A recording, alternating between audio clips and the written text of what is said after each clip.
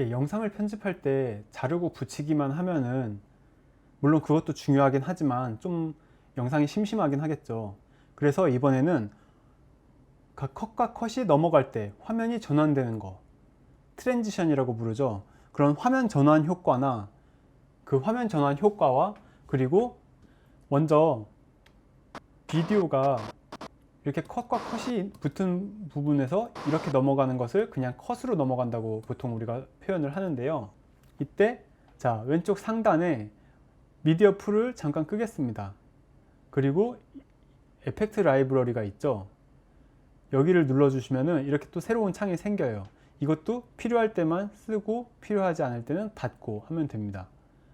또 한 가지 팁으로는 여기 이 부분이 이렇게 눌러주시면 밑에까지 더 커지고 또 작게도 사용할 수 있고 타임라인이 더 길어 보이죠? 이렇게 사용을 할 수도 있습니다. 이펙트 라이브러리에서 비디오 트랜지션이 있죠. 여기를 들어가 보면은 이 비디오 트랜지션 안에 디졸브, 아이리스, 모션 뭐 이런 것들이 많이 있는데 여기 보이는 하나하나가 다 트랜지션 효과들입니다. 그래서 디졸브에 해당하는 여러 가지 디졸브 효과들, 여기 빨간색은 이제 기본적으로 디폴트 세팅, 기본 효과인 건데 우리가 이 하나하나의 단축키들이 다 있는 건 아니고 트랜지션을 넣는 단축키가 있을 때 그 트랜지션 단축키를 사용하면 그 기본 효과가, 그러니까 크로스 디졸브가 들어갑니다. 크로스 디졸브는 제일 익숙한 화면이 오버래핑 되면서 넘어가는 거죠. 이런 식으로.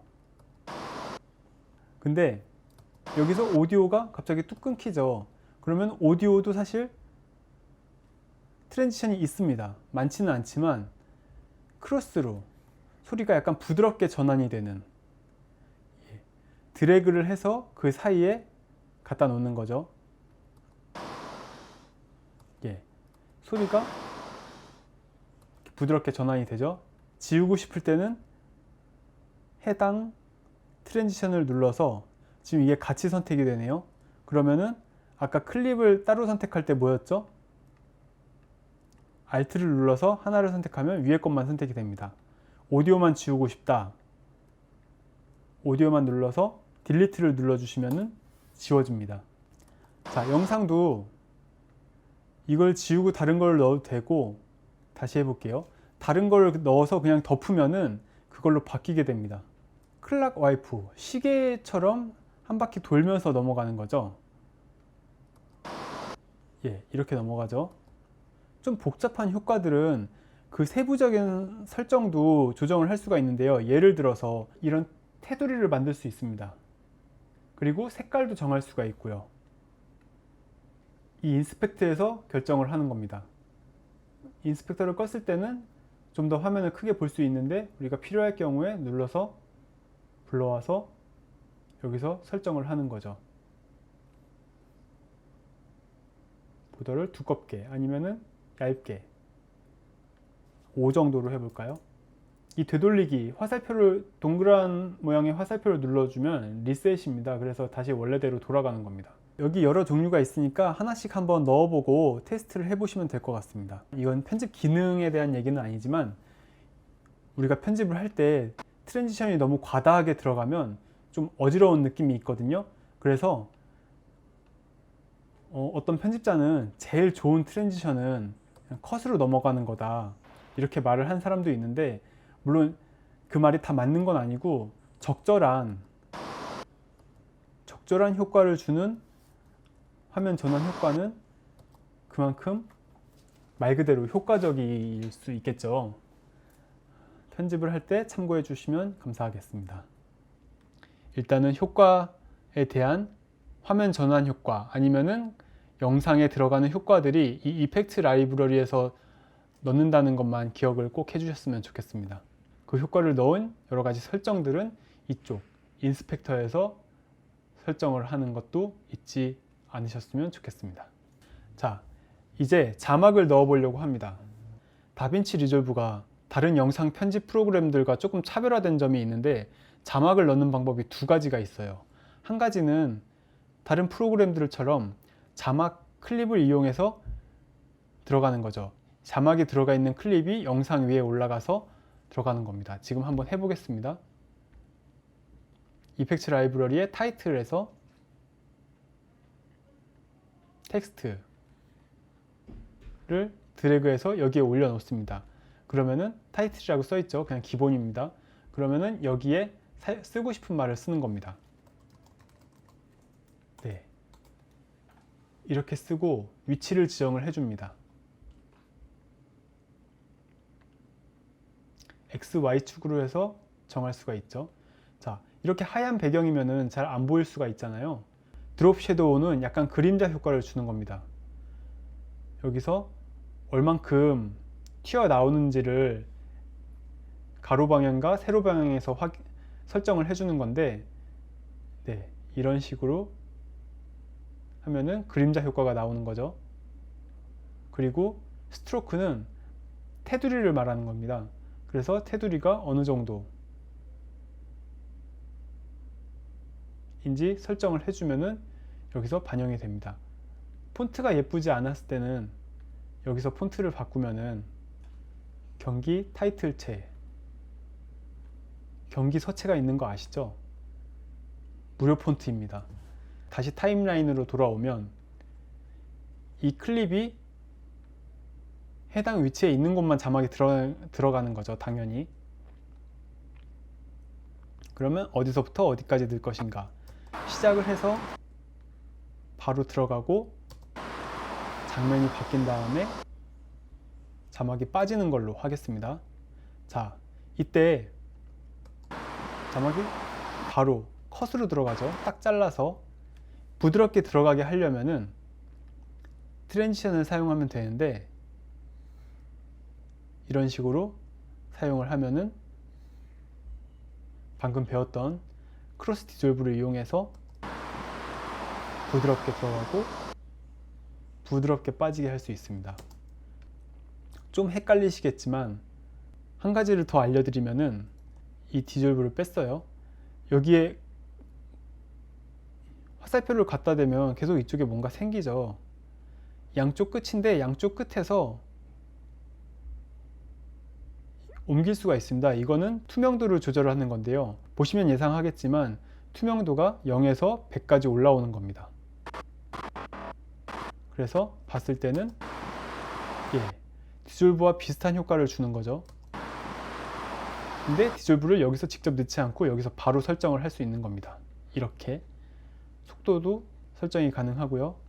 눈치 빠르신 분들은 아시겠지만 오디오에도 이렇게 양쪽에 점이 생기죠. 이거를 잡고서 이쪽으로 늘려주면은 부드럽게 올라옵니다. 그렇죠? 소리도 할 수 있습니다. 자, 이렇게 해서 자막이 더 들어갈 수도 있고요.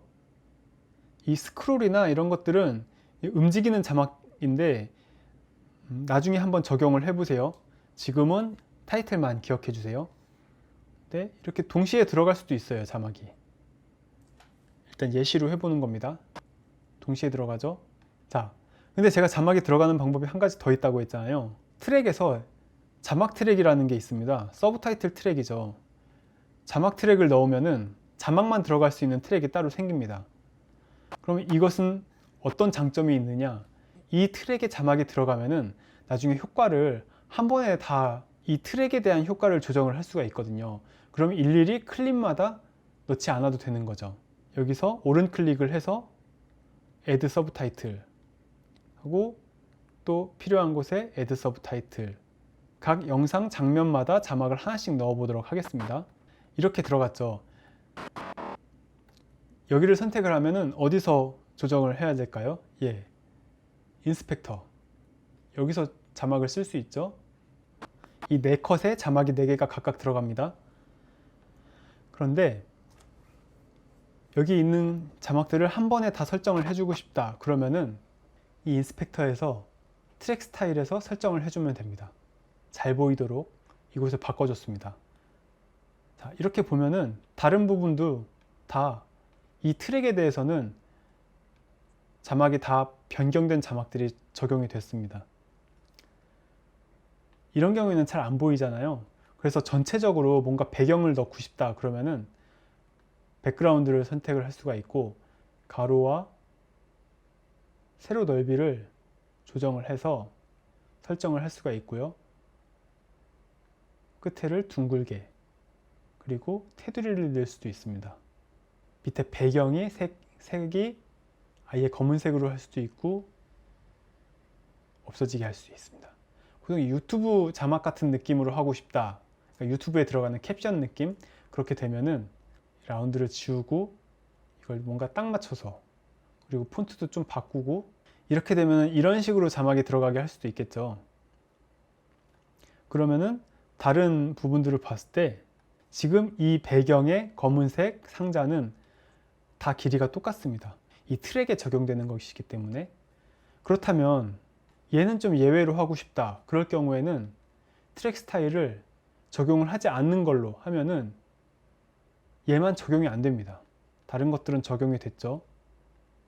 근데 얘만 적용이 안 되게, 이 자막 하나만 폰트나 크기를 변경하고 싶다 그러면은 여기서 그냥 바꿔줄 수가 있습니다. 이런 식으로. 그러면은 이 자막 하나만 예외로, 이걸 사용해서 예외로 설정을 할 수가 있는 거죠.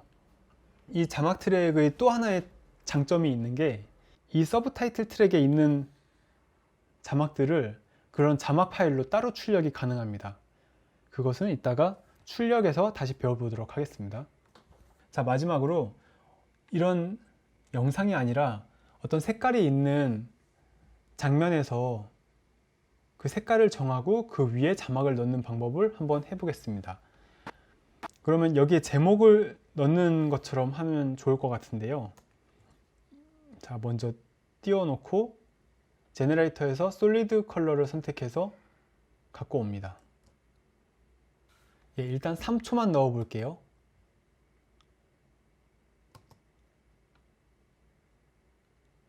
여기 3초가 나왔죠? 그러면은 이 부분을 줄이고 선택을 해서 지워줍니다. 그럼 붙었죠? 이 솔리드 컬러는 단색이잖아요. 인스펙터에서 색깔을 설정을 할 수가 있습니다. 갈색을 한번 넣어 보겠습니다. 그리고 이곳에 자막을 넣어 보겠습니다.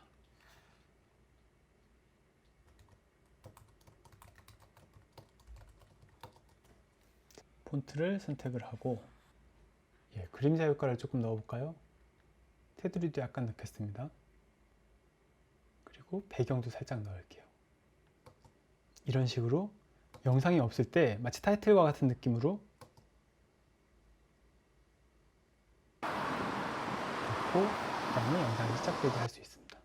그러면 뒤에도 같은 방법으로 맨 마지막도 그렇게 꾸밀 수가 있겠죠.